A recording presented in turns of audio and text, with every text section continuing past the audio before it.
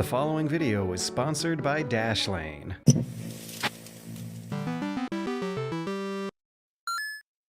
Almost a decade ago, I bicycled across the United States from East Coast to West, by myself. No smartphone, no GPS, just a bunch of paper maps and a compass and a sunset that always points west.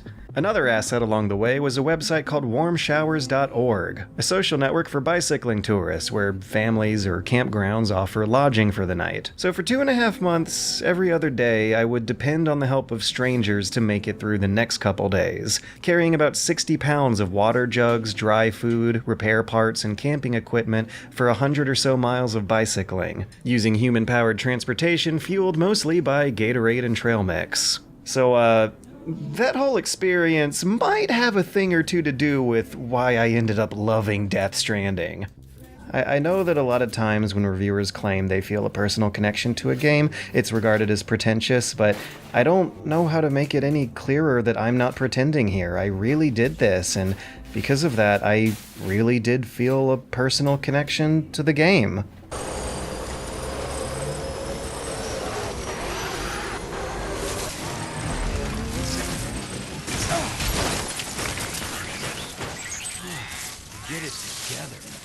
The two most important virtues that bicycling 3,000 miles across a continent taught me were patience and personality.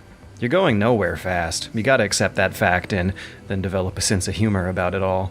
In Death Stranding, you walk, bike, and drive 3,000 miles across a post-apocalyptic America going from East Coast to West, delivering packages, installing people's internet, and paving roads over the course of a progression curve that starts you off with just a backpack and a pair of shoes, and ends with you slinging around a fleet of delivery trucks across a network of highways. But every step of climbing that curve is dedicated to solving problems of how to traverse rough terrain as efficiently as possible. That's the core challenge. Despite how dramatically your gear, strategies, and activities change, despite how weird things get, that's a consistent theme that underpins damn near every second of gameplay from the end of the first hour-long cutscene to the last hour-long cutscene. How do you traverse this rough terrain efficiently? Well, like waiting for stealth game guards to walk out of your way, it's a bit of a test of patience. You're going for efficiency rather than speed, trying to carry as comically oversized as load as possible over as little terrain as possible, around as little danger as possible. And though dangers sure are there, the way Death Stranding interprets danger, obstacles, penalties, and failures is, clever as hell.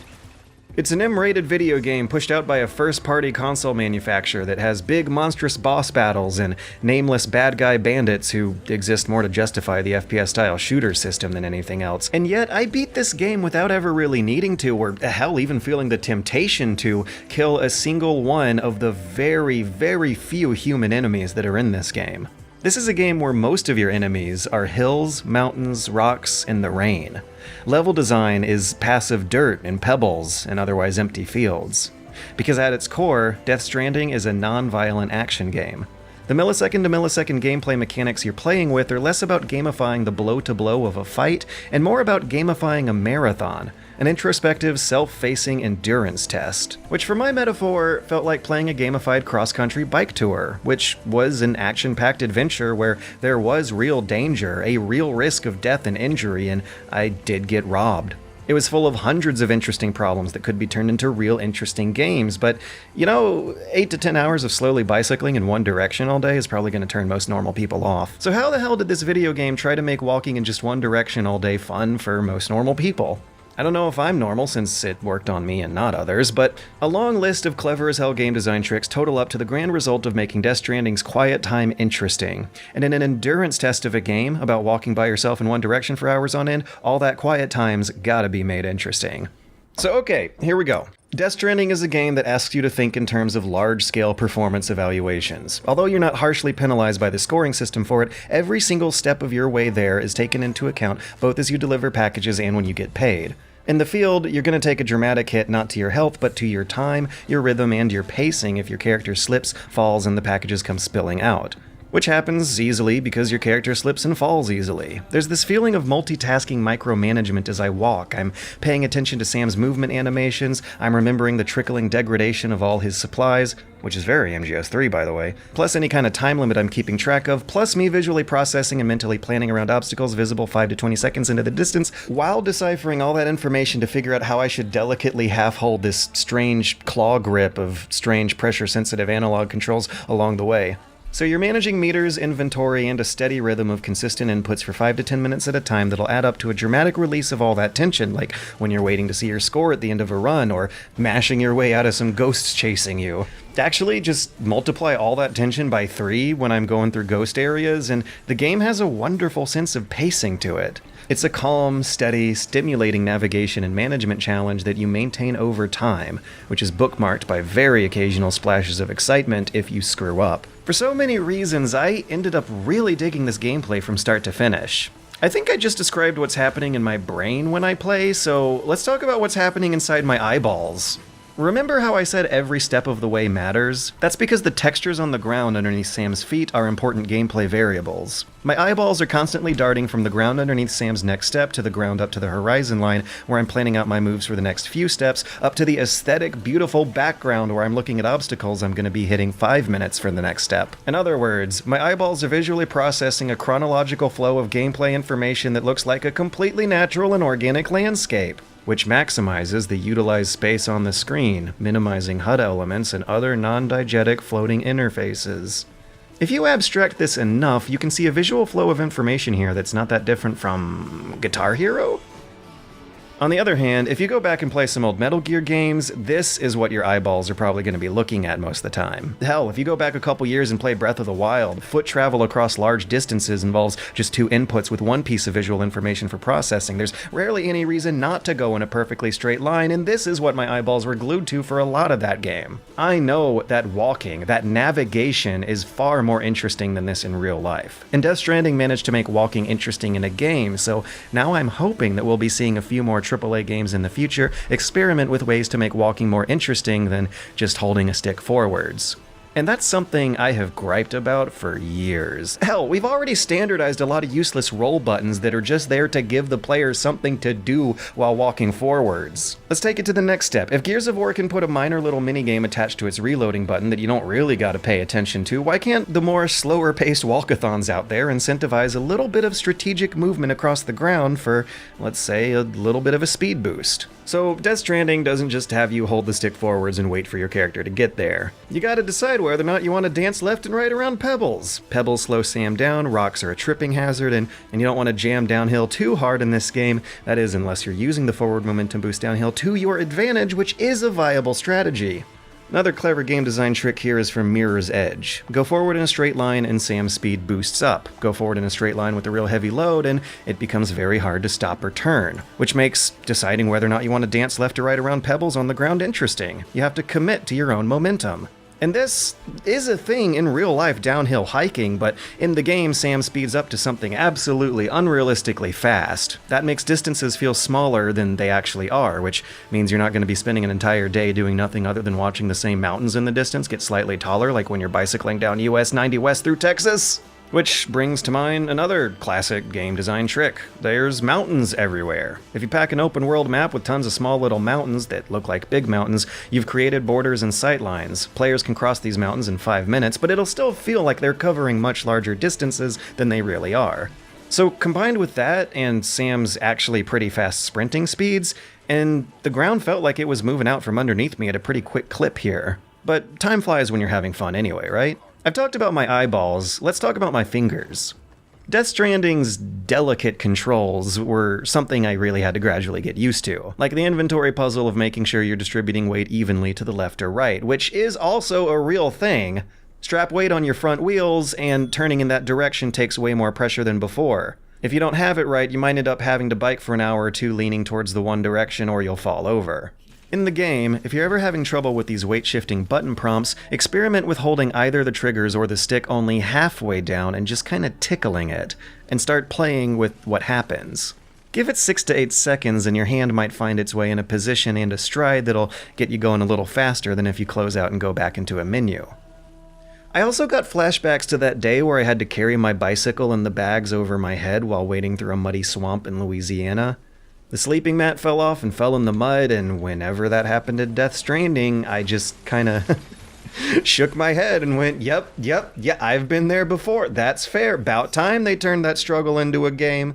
In real life, when you're hiking uphill, lower your center of gravity and keep your mass close to the slope. If you have to climb rocks, get down on all fours and make sure you have 3 points of contact on the rocks at all times. So in Death Stranding, whenever you're hiking up a big hill, press that crouch button and play around with what happens. Sam's gonna have a better time crouching his way up hills rather than walking up them. In real life, if you ever find yourself descending a mountain made out of incredibly loose volcanic soil that might as well be sand, there's going to be very little traction. You'll need good shoes, and you'll need to keep your stride perpendicular against the grain of the slope, which means you have to pay attention to every single step.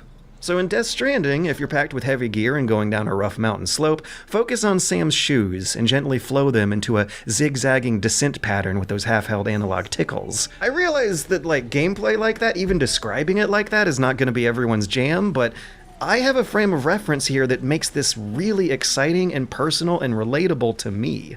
I am thrilled to see a lot more of those relatable adventures and problems turned into game mechanics, and good game mechanics at that, executed with the Japanese craftsmanship of exaggerated animations, detailed movement with responsive controls, and a healthy sense of humor.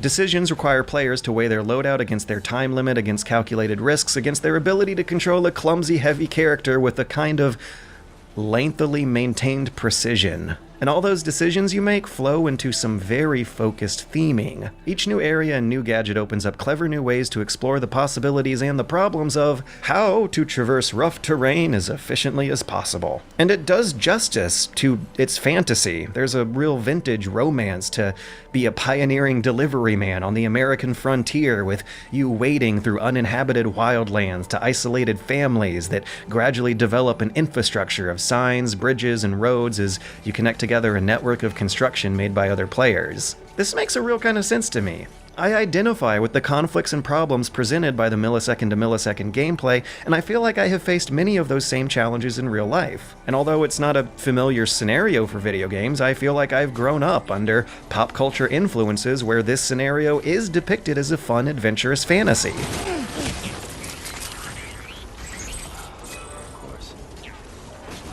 You'll be responsible for ensuring that the cargo reaches its destination.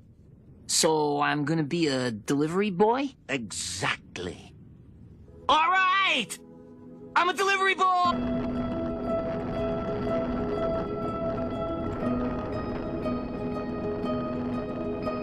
The second most important virtue that the bicycle tour taught me was how to develop and present a personality. Something happened out there. I was a weird, lonely gamer kid without a lot of friends before that, but almost immediately afterwards, like the day I got home from the bike trip, I suddenly had way more interesting stories to tell people. And that suddenly meant I was finally able to do small talk, which finally made things like introducing myself to new people or doing job interviews and going on dates so much easier than they used to be. And I guess that's because that after college bike tour was really the first big step I took towards establishing what I wanted my adult and professional personality to be. After 2 decades spent consuming other people's personalities, it finally felt like I had one of my own. For those new to the channel, I'll try to make this quick and probably mess that up. Death Stranding's auteur personality is Hideo Kojima, the son of a Japanese World War II veteran who died during Hideo's childhood, which instilled a whole bunch of weirdness in the kid in terms of how he'd grow up to view soldiering, wars, and nationalism. He was born in the 60s, which means he got a big dose of American soft power during the Cold War. 2 real big obvious motifs in his work are Hollywood movies and the moon landings. He went to college for economics, but then made a series of spy action games that caught on with Western audiences around the turn of the millennium because cool Japan. But the games really broke new ground by actually being about very political and personal topics like nuclear disarmament, the military-industrial complex, post-nationalism, social media scandals 15 years before they started happening, space healthcare, daddy issues, projecting shame over your fetishes, the Guantanamo Bay detention camp. All of these serious topics are presented with the stupidity of action figures rubbing against each other, which helps him slip them into a video game. To date, scientists have been unable to conclusively determine whether or not Metal Gear is really stupid or really smart, and jumping between those two readings is part of the fun. But oh no, his bosses wanted him to make 25 years of Metal Gear Solid sequels forever! The games got too expensive and took too long, so he was pressured into resigning and making a new studio elsewhere, where Death Stranding was then openly marketed as something he could not have gotten away with at his old job. It's one of the uncommon AAA events where they've openly advertised a game as being avant-garde and experimental. And that's the real Kojima code right there. Kojima's writing and storytelling is something that might have become too popular too soon because the good stuff is really Jeremy Blaustein and Tomokazu Fukushima. Kojima's English has never been great. Kojima's writing has never been consistent. And with this game, his localization people are just letting him drop out what is the most redundant and egotistical, long-winded Kojima English ever. As divisive as this game is, I think that's something we can all agree on. That is to say, it's redundant. It goes on for far too long. Characters say the same things twice, multiple times, more than once. They'll repeat things, that is to say, hammer it home through recurring linguistic motifs. By that I mean, Kojima's writing and storytelling chops are inconsistent, but most of his games have been consistently well received on the gameplay front, particularly with how they incorporate stories into gameplay. I'm gonna dig up that old Greg Cassavin talk on exposition versus narrative for this, because the exposition dumps that explain the Death Stranding itself are terrible, but the narrative behind the whole experience, and how a lot of those non-interactive aesthetic elements relate to Kojima's career and the game we're playing and what we're doing outside the game, that's actually pretty good stuff. Exposition is a comprehensive description and explanation of an idea or theory. Narrative is an account of a series of related events. For the classic example, look at Resident Evil. Cutscenes of exposition dumps are dumb as hell, no one plays the game for that stuff, but the narrative you make as a player going through the game, when you start out struggling with the controls and camera, running out of supplies until you feel just safe enough before the window dogs scare you back into a panic again, that is a Hitchcockian build of suspense and release. That is what we in the business call good narrative design. And for me in particular, I'm a fan of how both games have weird control schemes made to build suspense. So there's like 3 different layers here that work to 3 different degrees of gracefulness. There's the expository layer, the dumps, the stuff coming out of people's mouths and their emails. Cutscene dialogue is both too long-winded and too slow-paced. Emails and flavor text too redundant, but I do like how many side stories there are to discover as you deliver people's extra packages and come to have a little email drama play out in your inbox. And then there's the narrative of the story layer, where you gotta figure out the rules behind the science fiction magic of it all and how the continuity of non-linear flashback scenes are supposed to work. Evidently, Kojima's been watching a lot of David Lynch lately, so we're going up a notch from the magical realism of Metal Gear into straight-up surrealism, where things are not supposed to make perfect sense. Big plot revelations are communicated with body language, facial expressions, or visual metaphors. Long, dark, sleepy shots and lethargic, droning music frequently triggered a trance-like meditative state where the dialogue just melted into noise, but I still felt some kind of emotional punch anyway. Did you know David Lynch is a transcendental meditation guru? Some people hold sorrow for years, and you want to visit them and cheer them up, but it doesn't do anything. You get them the chance to transcend and watch what happens. Sorrow will lift away. They'll be back on the road. I've always had my suspicions that you're supposed to be dozing off through his movies anyway, but Kojima's writing is what misses the subtlety to really pull that off. David Lynch movies are understated. They are full of silence and mystery, and Kojima does not exercise that degree of restraint. I do like the story, I just wish I didn't have to read synopsises to figure out what complicated family tree drama was being communicated through body language. I didn't get it the first time. I had to read some articles and rewatch some cutscenes. But then there's a third layer in there somewhere, an angle where if you hold Death Stranding up to the light and read between the lines, it turns into a mirror. It goes from a game about what it's like being a frontier delivery man into a game about what it's like being legendary game designer Hideo Kojima. Again, really happy you stopped by, Sam. I'm a big fan of your work. Big fan. There are references, themes, and an underlying philosophical message to the multiplayer features that all fit an impressively coherent and kind of inspiring logic. Death Stranding is not just weird because it's a big, expensive walking game with a story about ghost babies that has a multiverse involving a dinosaur afterlife. It's also weird because it's a big, expensive game of freestyle jazz expressionism? My god, if we thought MGS5 was a Hideo Kojima game, little did we know, holy cow. For someone who actually went on record in 2006 saying video games are not art, he's really doing an about turn with this one. A game about reconnecting Americans after an apocalyptic event features this massively cooperative multiplayer system where players work together to go anywhere, just like the astronauts that so inspired him as a child. It's a game featuring Kojima's favorite celebrities, favorite movies, favorite science fiction, his favorite latex babe these days. But it's also a game featuring Kojima's anxieties and ambitions. Like MGS5, it's a game about juxtaposing typical video game heroics against the drudgery of the repetitive labor that creates them and oftentimes becomes gameplay. It plays with the idea of conclusive endings and also with unlocking content via massively cooperative fan campaigns. And even the corners that Death Stranding's budget cuts, like the duplicate packaging warehouses everywhere, still evoke a faceless, soulless, mechanized mega-employer that actually collects Sam's blood in his sleep while simultaneously feeding him constant hollow praise, flattery, and appreciation from the fans every step of the way. It's a game about Kojima's visibly distant, celebrity-filtered understanding of how political polarization in the West is happening.